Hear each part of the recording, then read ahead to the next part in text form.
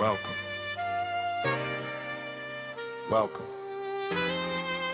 You're tuned into the Crew Podcast and Media Network, where voices rise, stories shine, purpose meets the world. Welcome to the Crew. Come on in. This is where it starts. We are the change. We are the change. Right here in our hearts. Welcome home. Welcome through. There's a place for you.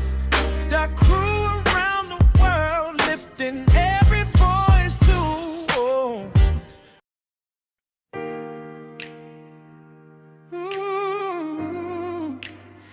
It's time to open your heart. Speak truth, stand in faith, and let the healing begin.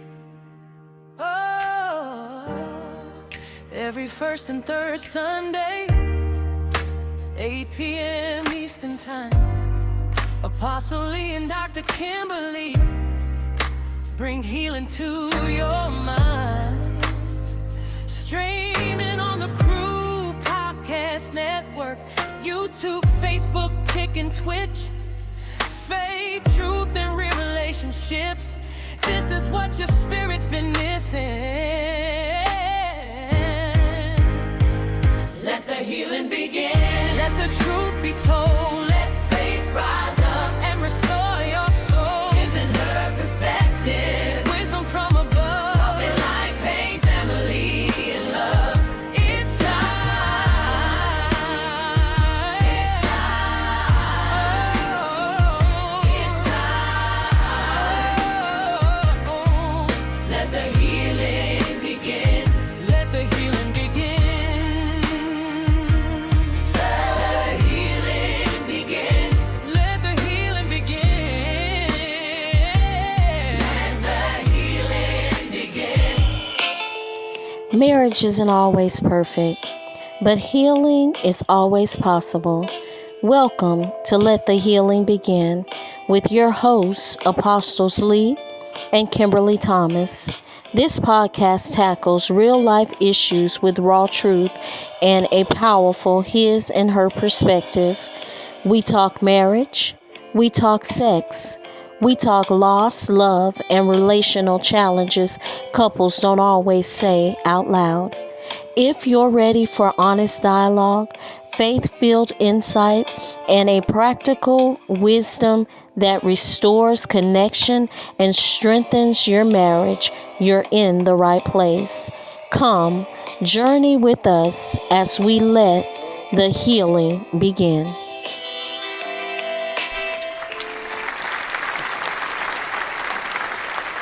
Hey. Good evening. Good evening, everyone, and welcome to Let the Healing Begin. We are your hosts, Lee. and Kimberly Thomas, and we are so glad to be with you guys tonight.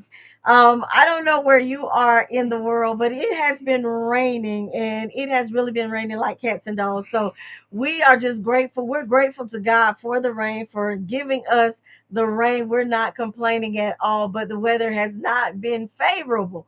So, we have been inside a lot this weekend, just taking in some quiet time and allowing the healing to begin even in us or to continue in us. So, as we start this night's journey, I want to first of all welcome you once again to Let the Healing Begin. This is a show where we get down to the nitty gritty. We talk about everything. We talk about things and we keep it real, we keep it raw, and we keep it transparent. One thing that I want to tell you is that we do not claim to have the monopoly on this thing called marriage, nor do we claim to have mastered marriage. But one thing that we do have is a marriage, and most of all, we have a mandate from the Lord to come forth and to share our experiences in this journey called life with those of you that are moving through and navigating through sometimes in your marriage. And so we pray that our experience as a married couple, we'll provide some insight and some light to some of the things that you may be experiencing. So come on in, have a little dialogue with us tonight. Tonight, we are going to talk about a couple different things that we think are very important to marriage. And so, the first thing that we want to talk about is the fact that marriage is not perfect. It's not. It is not. It Oh, is not perfect. okay. A lot of times people are on the outside looking in and they say, "Oh, you look like such a happy couple. Y'all look so great together. Every time we see you, you're always smiling."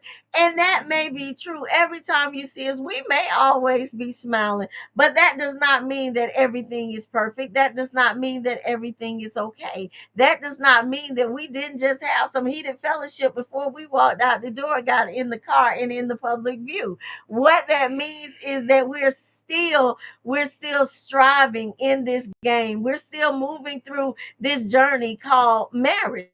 And so, one thing that I want to encourage those of you that are going through, you may be experiencing some tough times in your marriage. Know that marriage is not perfect.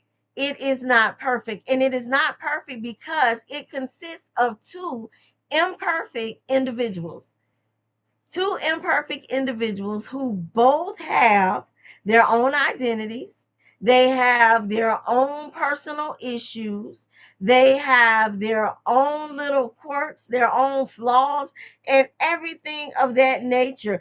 And one thing that we have to realize is that when we get married, we are two becoming one. We are becoming one. So in other words, you're learning to be together. Exactly. We are Okay. becoming one. And so when you become one, you learn how to kind of mesh and get yourselves in alignment to where you're able to walk through this journey called marriage. The Bible says, "How can two walk together except they agree?" So you're going to have to agree in some way, shape, or form in order to align yourself with the will of God for your life and for your marriage. Mm-hmm. Yeah, you're gonna have to learn that real quick because after the beginning ends, Excitement, yeah. okay, the excitement, if you will, then the real marriage begins. And in that, you truly find out who each other are, because the mask has been taken off. The super extra nice, super extra sweet.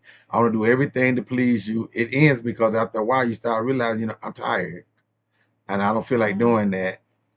And it's just what it is.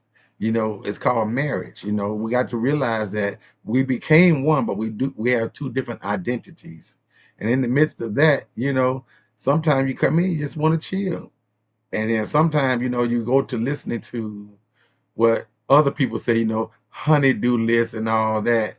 Okay, honeydew this and honeydew that. And the thing of it is, create your own marriage. Yes. You know, I don't have no honeydew. It's just, baby, would you do this or baby, would you do that? Especially when it's your time to be off to do nothing. Well, since you're not doing nothing today, could you just run over and do that for me? So sometimes you have to really just say, no, I don't feel like doing that. Don't just do it and then be mad about doing what you've been asked to do. Because you know what? You're not perfect. And in that, they aren't either, Right. because you might have had plans, today I'm not doing anything. And that's just it. And it's okay. But a lot of times you get, oh, I got my honeydew list. And you got to think that words have power. And when you start saying, I got my honeydew list, it's just like an order. You're not in the military. You just, I was asked to do this, but I didn't want to do it. Some days I do, some days I don't. And that's a vice versa thing. And I see where, a lot of times, well, you know how it go, bro, man. You got to keep them women happy. And I just smile at them. I said, yeah, well, you run your household like you run it because, well, happy wife, happy life. I said, see, that's where the problem starts. What you mean? You excluded yourself out the situation because here it is. Happy husband makes a happy wife, which makes a happy life. See, we both in there. Yeah, that's You good. know, That's good. And you said something about military and marching orders. And that kind of stuck out to me because being from two different backgrounds, being raised differently, there were a lot of things that you have to take into account. I had to take into account a lot of things on his side, as well as him having to take into account a lot of things on my side, because coming from that military type background, being raised by a father who was in the military, so it was just kind of like a drill sergeant, and it was like not speaking to me, but speaking at me.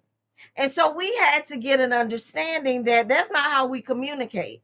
And that's one of the other things that we want to kind of delve into a little bit tonight, is about sometimes communication isn't always easy.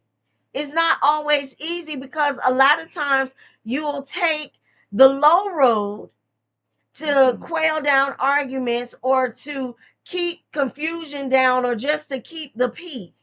But we have to learn how to communicate with each other, because if I always take the low road, you're never going to know what is really going on with me, because I'm excluding myself, because now I'm saying my voice is not valued or is not worthy of being heard. True. And the thing of it is, if you don't say anything, then how am I to know? You know what I mean? And like you say, you have two different backgrounds, and the structure is totally different. For me, everything has to be decent and in order. It's got to be in line. It's got to be that way, because that's what works for me. But I had to learn over time that, you know what, you're not in this by yourself. So you know what? We got two couches.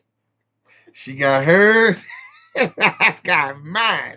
You know, we come together and it works, but you have to realize that. I mean, when we first started out, I would come in, I have everything so nice and neat, and I walk out and I come back and the pillow laying down. I'm like, I thought I picked that up. I put it back up, and when I come back, it's laying back. This happened about 6, 7 times. Like, wait a minute, is you putting that pillow down? She said, yeah, I live here too. I want to say, and I started laughing, but it's just that way. You have to figure it out. She said, you have to be comfortable in your home. I said, yeah, I was comfortable with it sitting up like that. And it's kind of like if you've ever been to an older relative's house, and they have their things in a certain place. I'm gonna take y'all back a little bit, since y'all think that I'm like real young. So let me take y'all back a little bit. Remember going to your relative's house that had the plastic on the furniture?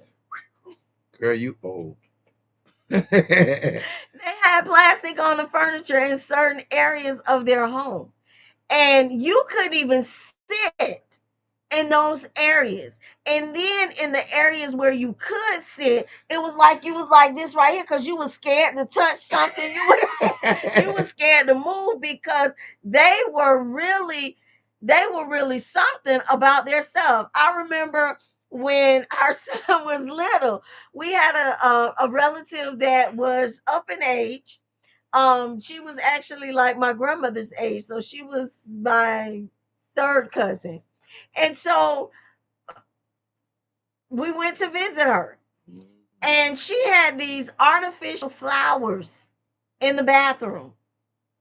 And so when my son came out of the bathroom, one of the little petals off of the artificial flower had come off or something.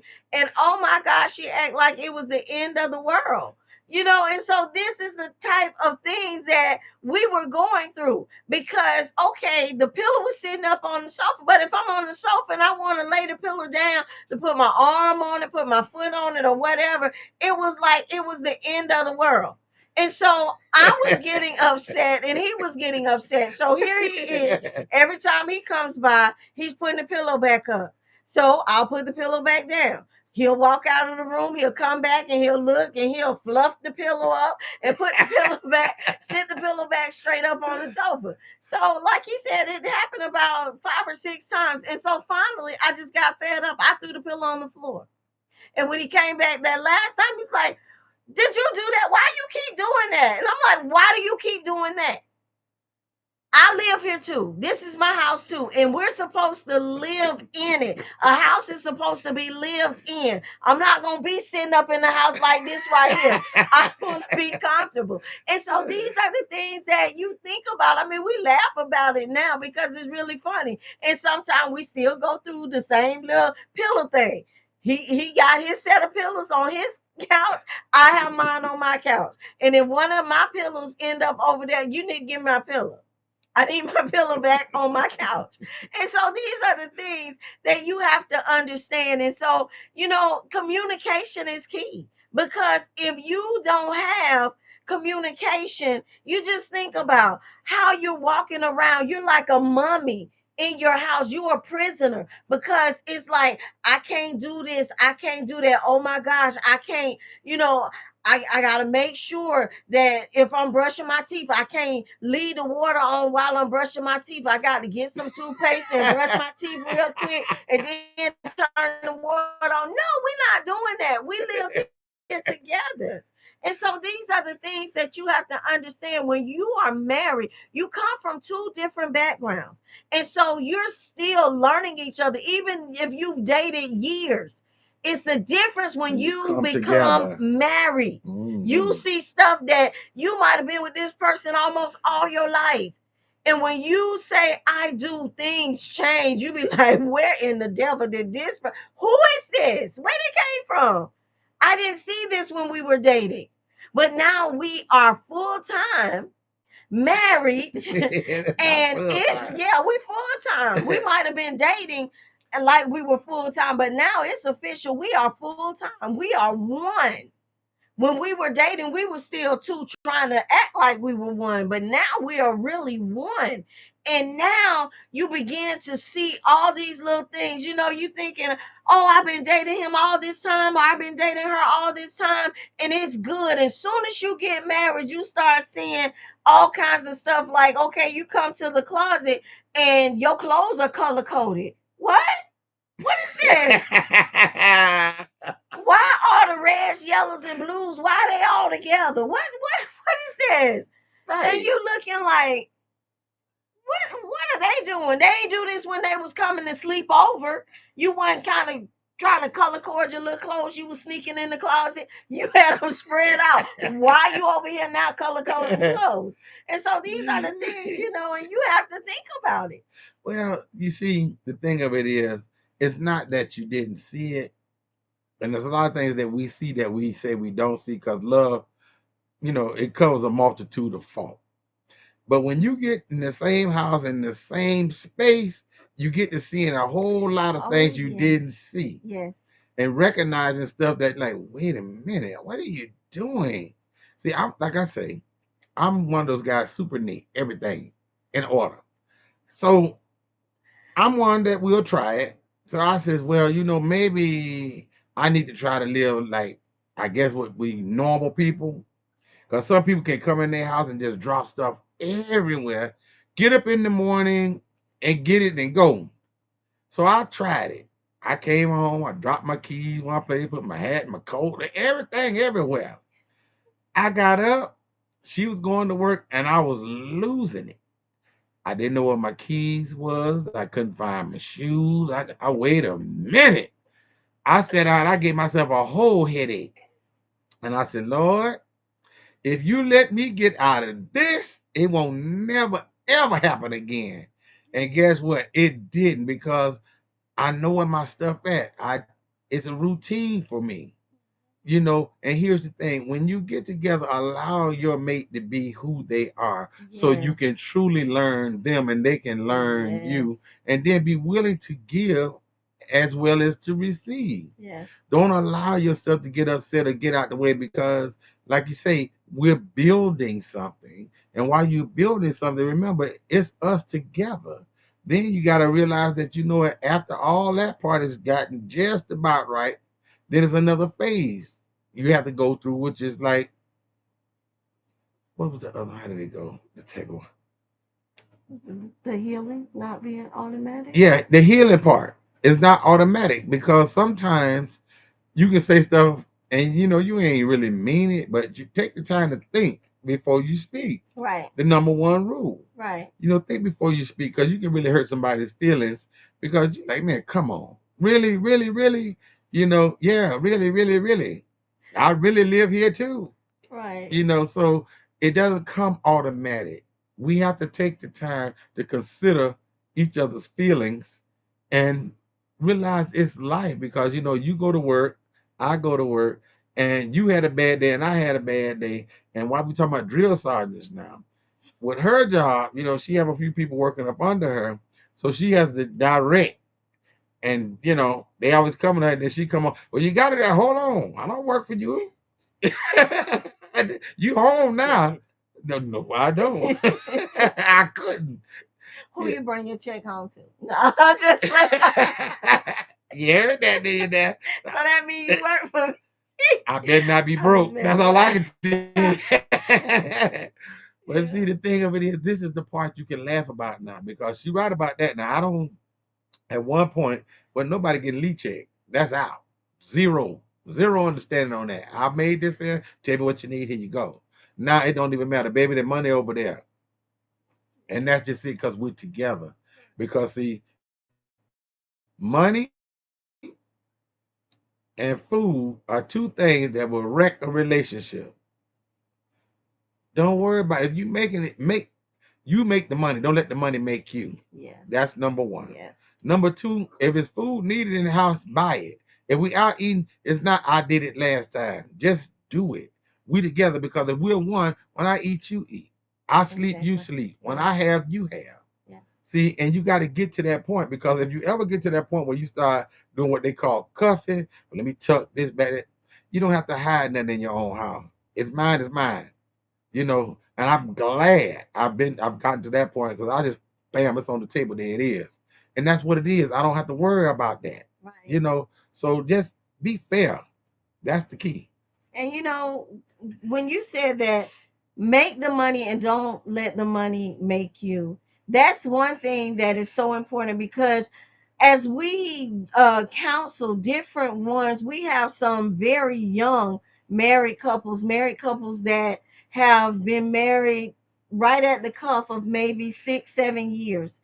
And one of the things that I have noticed in the younger generation that are getting married, it's a my your type thing. It's not an our. They're still, this is mine, this is yours. It's not, this is ours. They don't share with one another. And I think a lot of that is because some of them never had any type of counseling. They just jumped into marriage, and they were having a fling, and all of a sudden, hey, let's do this thing, let's go get married. And they never really understand the concept of marriage. When you become married, you're not two individuals anymore just living together. You are becoming one. That means everything becomes one. This is ours. This is our house. This is our car. This is our money. And so these are the things that you have to think about. And these are our bills. I mean, I literally know some couples that we have counseled in the past that have, there's that largest argument. Largest arguments are about money and bills. The thing is, oh, well, that's their bill. That's his bill. That's her bill. And that's their thing. Well, they have to, where they have. What do you mean half? We not half. We are whole. We are a whole one. And so it's not a half thing. And this is where I often try to instill the fact that women, when we come into a marriage, when a man gives us his last name, we have just become a part of him.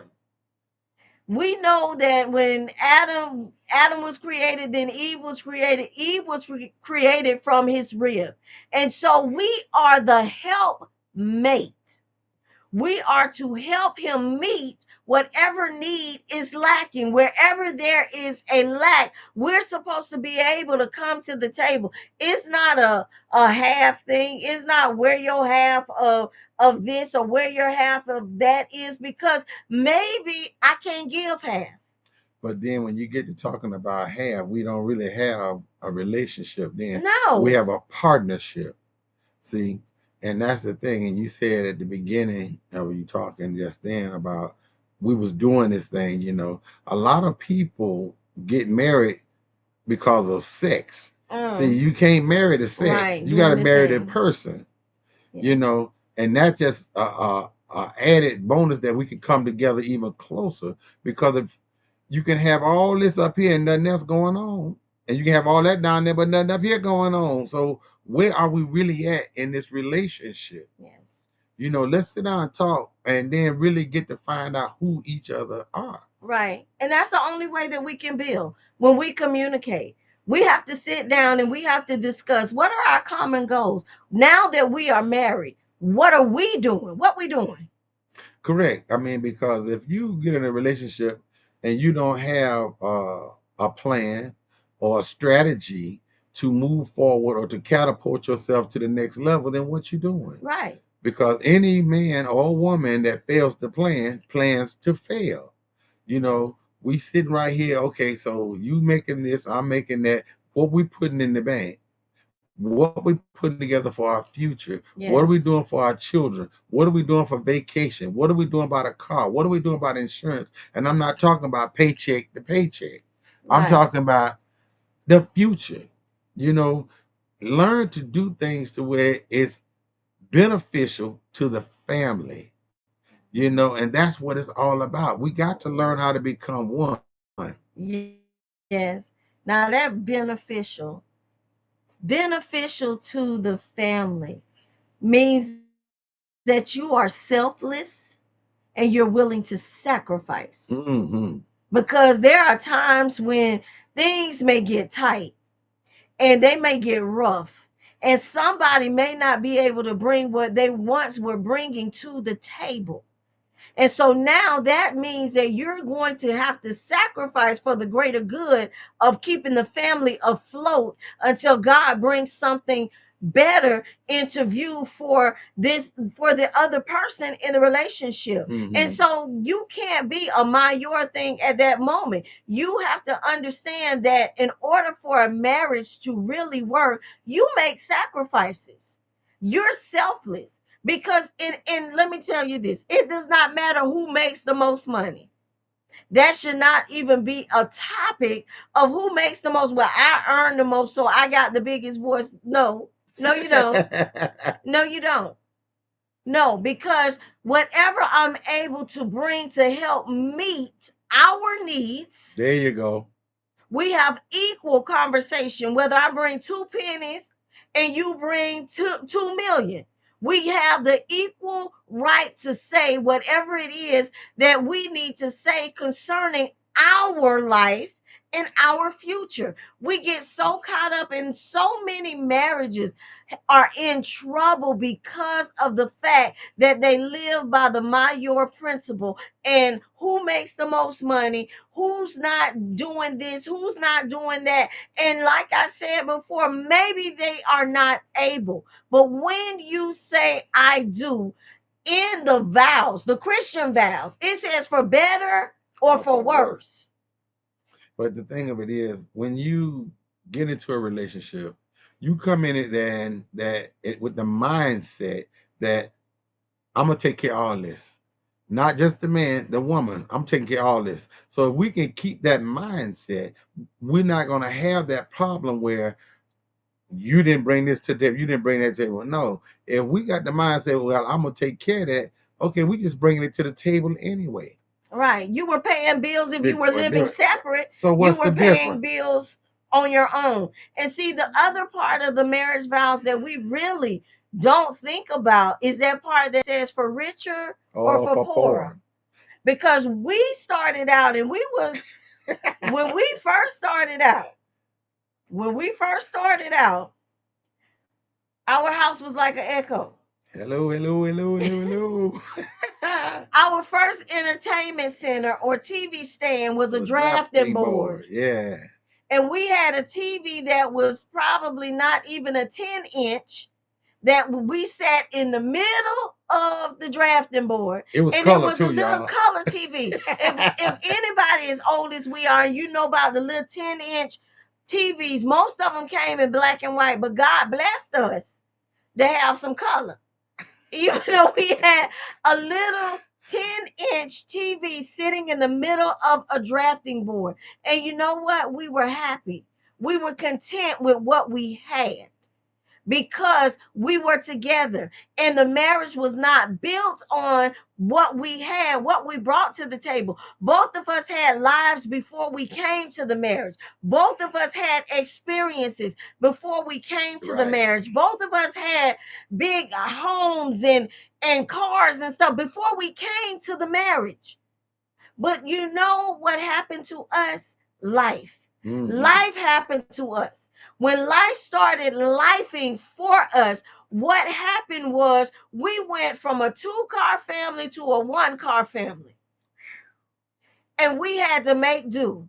And when we were making do, there were times that we were sitting on the floor, rolling up change, trying to figure out how we were even going to get gas for 1 car, let alone how we were going to have lunch, making sure that the needs of the children were met.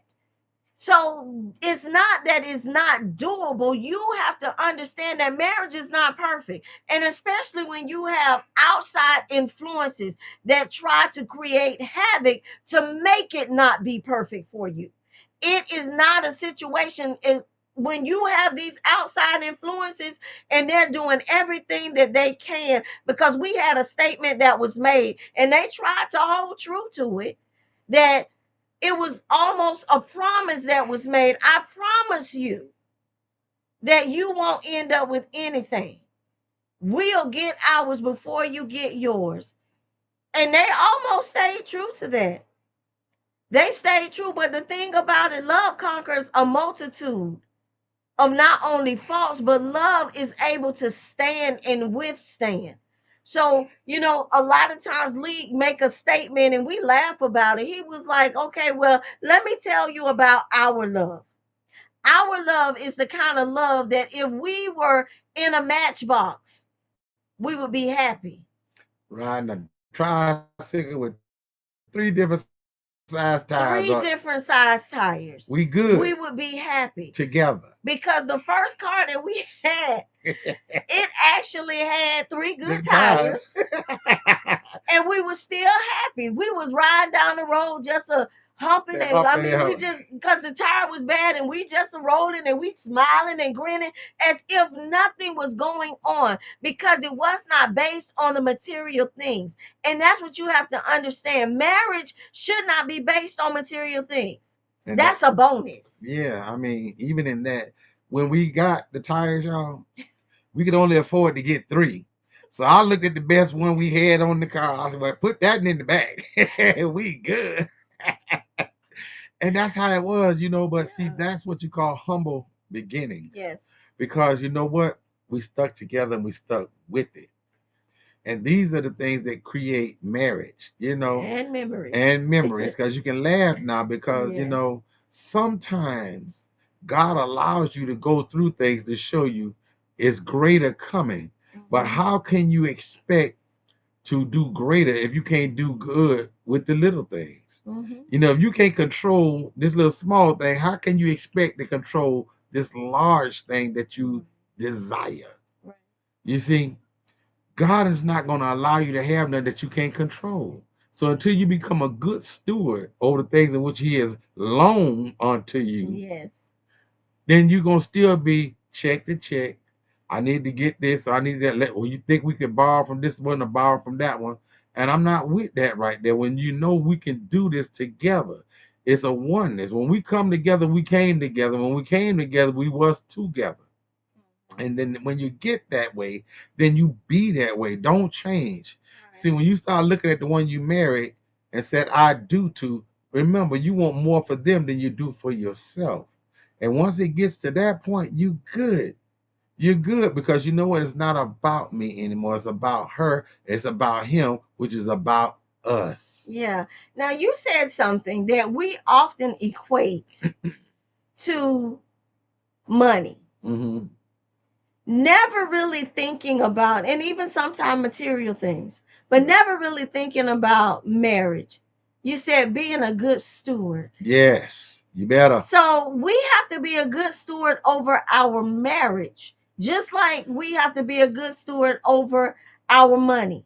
Mm-hmm. Because if you're not a good steward over your marriage and you begin to discount or disregard your mate and treat them some kind of way, you are putting yourself in danger of losing what you have. And a lot of times you don't realize what God has given you or blessed you with until it's gone. Right. So you have to be a good steward. You got to be a good steward over the marriage, and especially if it is a God ordained marriage. Now, some marriages y'all just put together by yourself. Yeah. You just put together by yourself. And so the thing that you have to understand is that when it's your marriage, it's subject to any and everything. But when it's God's marriage, when it's one that he has joined together, the scripture tells us what God has joined together, let no man put asunder. So that means you, not even you, the man, you, the woman, you don't even put it asunder. That means that you have to begin to be a good steward over your marriage. So many times people will look at me because of the simple fact that, Lee would always say, I get breakfast, lunch, and dinner. When he was a full-time working man out here on somebody else's job, that's my responsibility. Why would I send my husband out of the house without something to eat? Why would I send him without a lunch? Why would his dinner not be prepared? If not when he gets home, but shortly thereafter. See, these are the things that you have to understand. You have to steward your marriage, because what you don't do, somebody else will do. You better say it. And that's the whole key right there. Allow your marriage to work for you. Don't allow people to dictate your marriage for you. Some people, it ain't gonna work like that. They don't cook. Okay. If you accepted that, then accept that role. Right. Me, myself, when I got with my wife, the first thing she said was, because my first dinner was a hamburger, big as the skillet that didn't break, with some tomatoes on it, because that's what I wanted, and she did it. I just didn't know how she made it, because it didn't break, and I was so happy with that. And then she prayed over the food, and I was just eating because I really wanted that. And her words to me was, I asked her, "Why you looking at me like that?" She said, "Because I love to see you eat." And I said, "You do?" And she said, "Yeah." I said, "Oh, okay." And she said, "I'm always make sure you eat, baby." One day she told me, I hate it. I said that. Because you want to eat all the time. Yes, Lord. I'll make sure it's in there. You just cook it. I eat it. But that was part of it, and that may not work for you. Right. But let me tell you something. If you have a family, make sure you do it to where it's comfortable for each other. Yeah. If you don't like to cook, okay, then there's a Sunday evening. You better cook for the week. Put enough out there so you know what? All you got to do is warm it up. Yes. Simple as that. See, and you men, some of you that can't cook, learn. Because I can burn. Trust me, I can burn.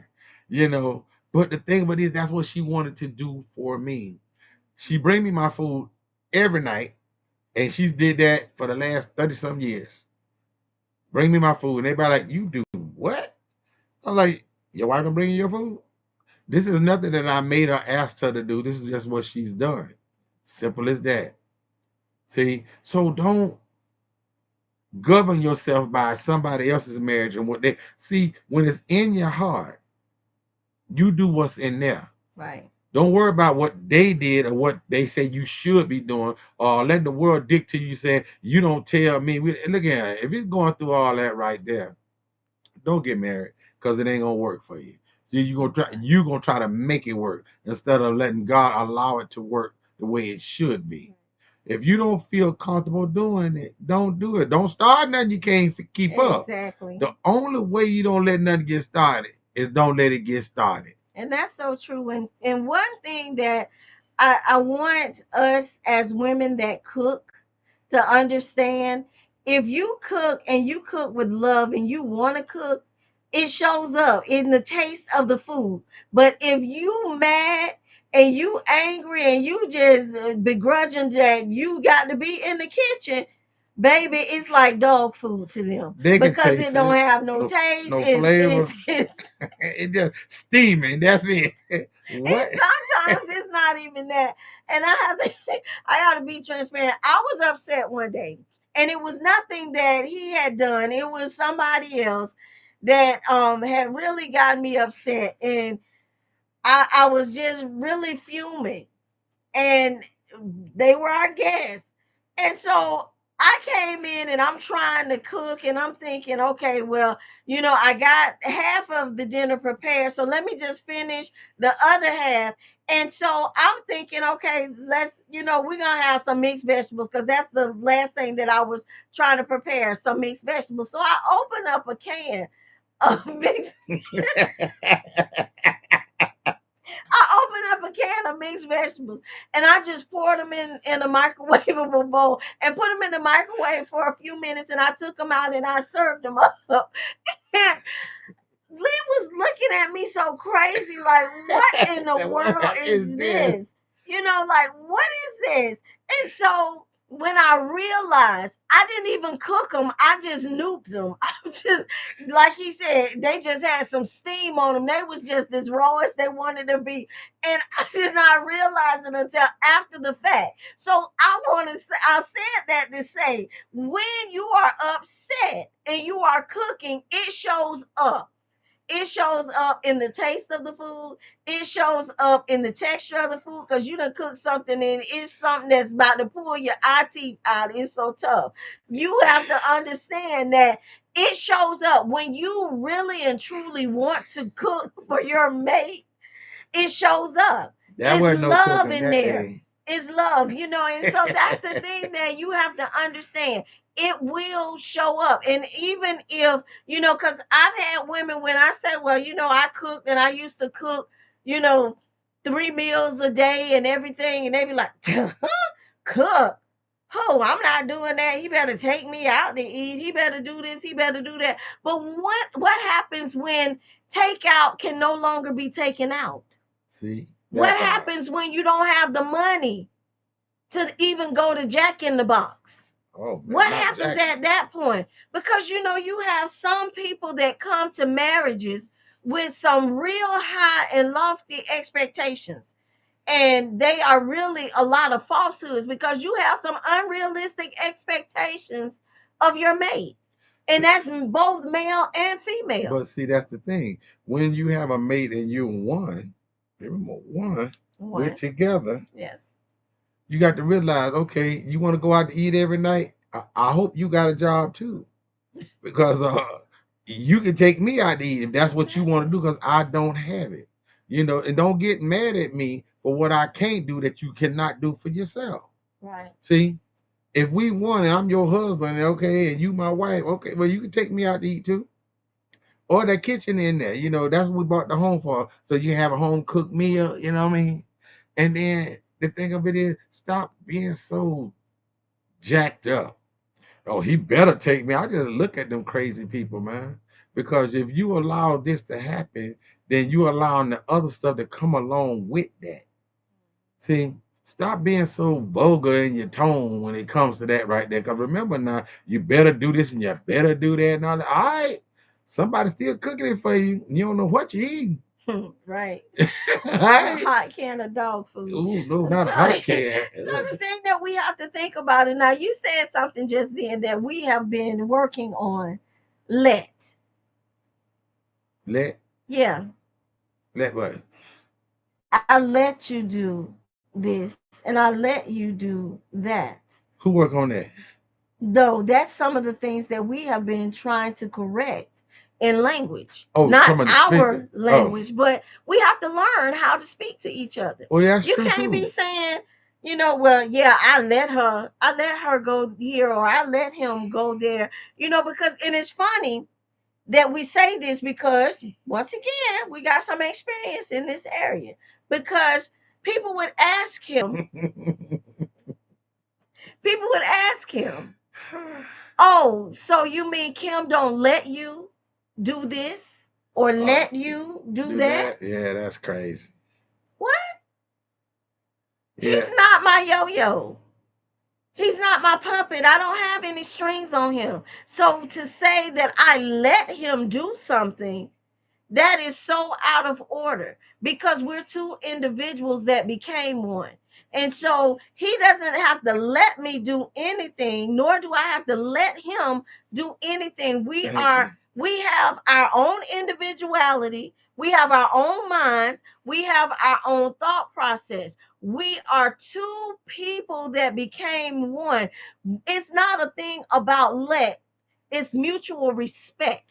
Simple as that. It's mutual respect. I will tell people all the time, I ask permission to do things. I ask permission to go places.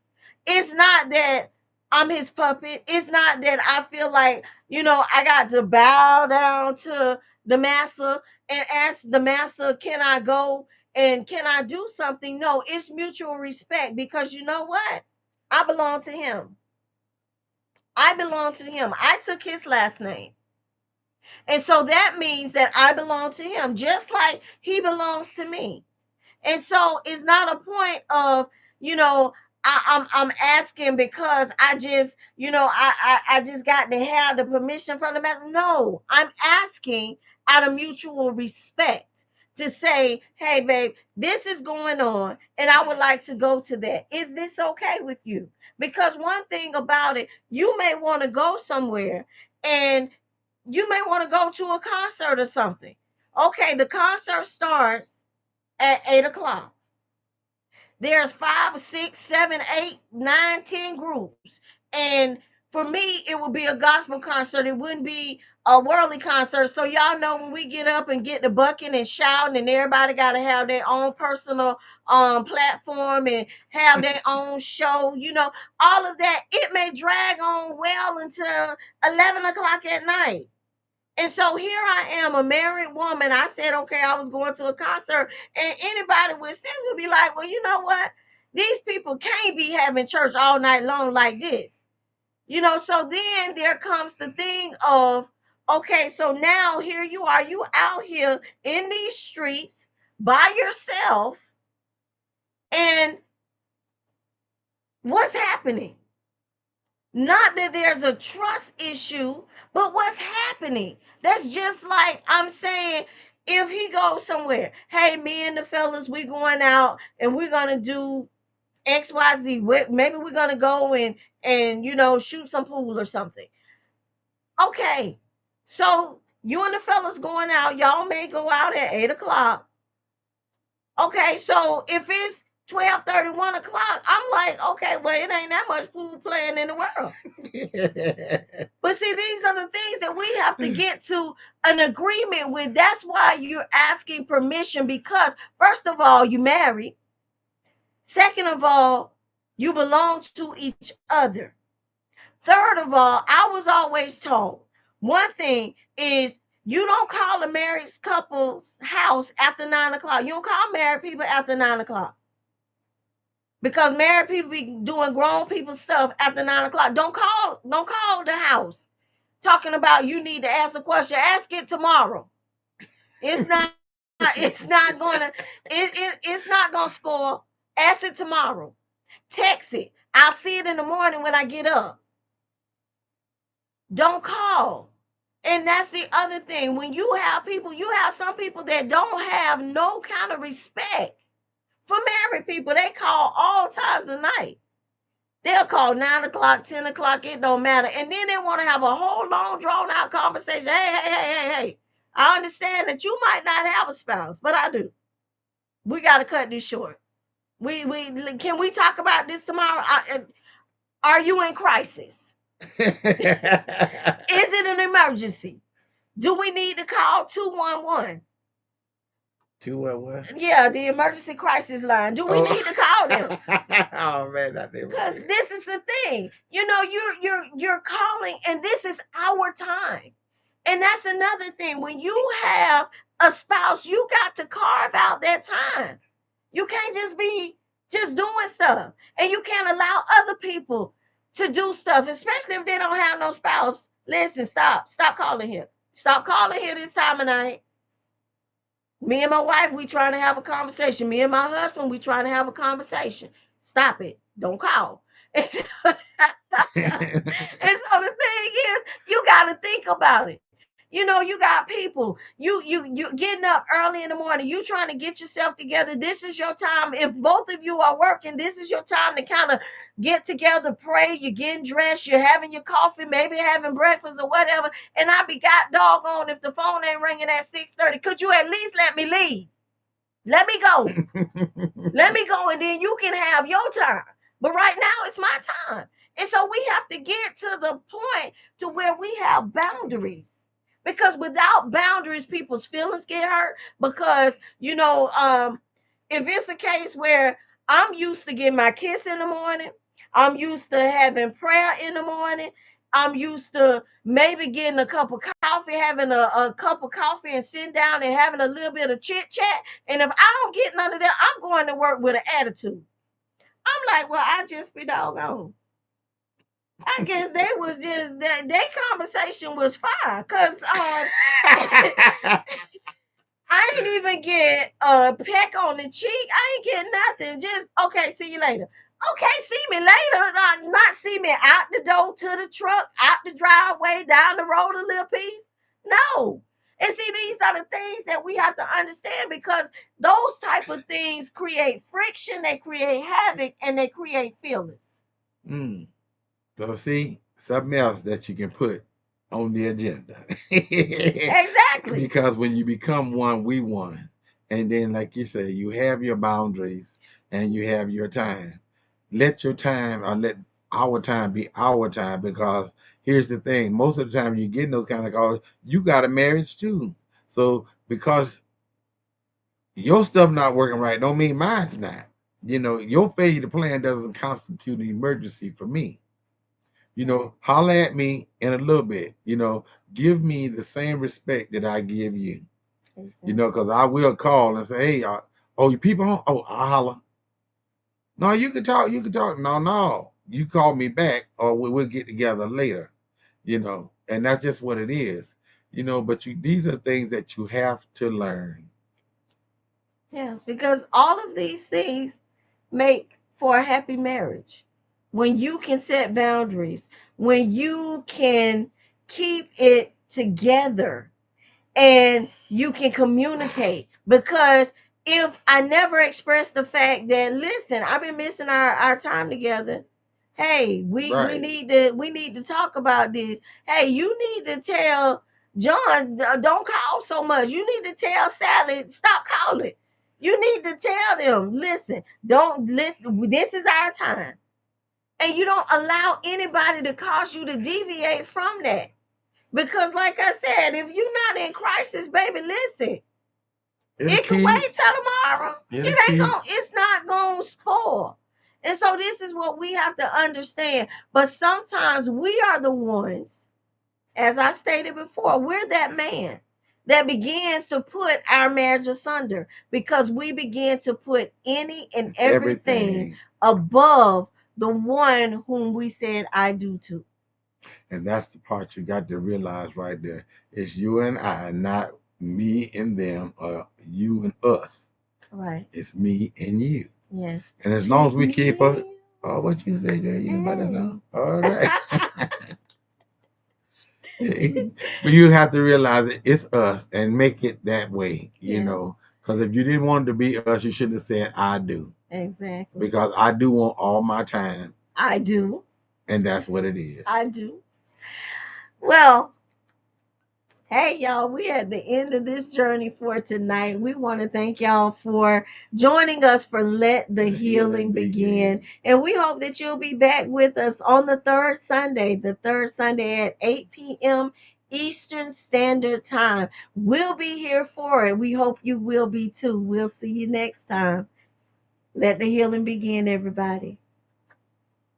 You've been tuned in to Let the Healing Begin, where we heal, grow, and rise through the Word of God. We pray tonight's show blessed your heart.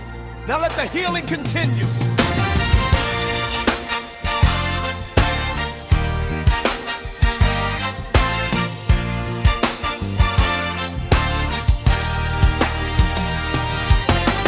You came in heavy, carrying the pain, but God stepped in and called your name. What was broken, He can restore. He's opening, healing like never before. Tears may fall, but joy will rise. Faith is waking up inside. Every wound, every scar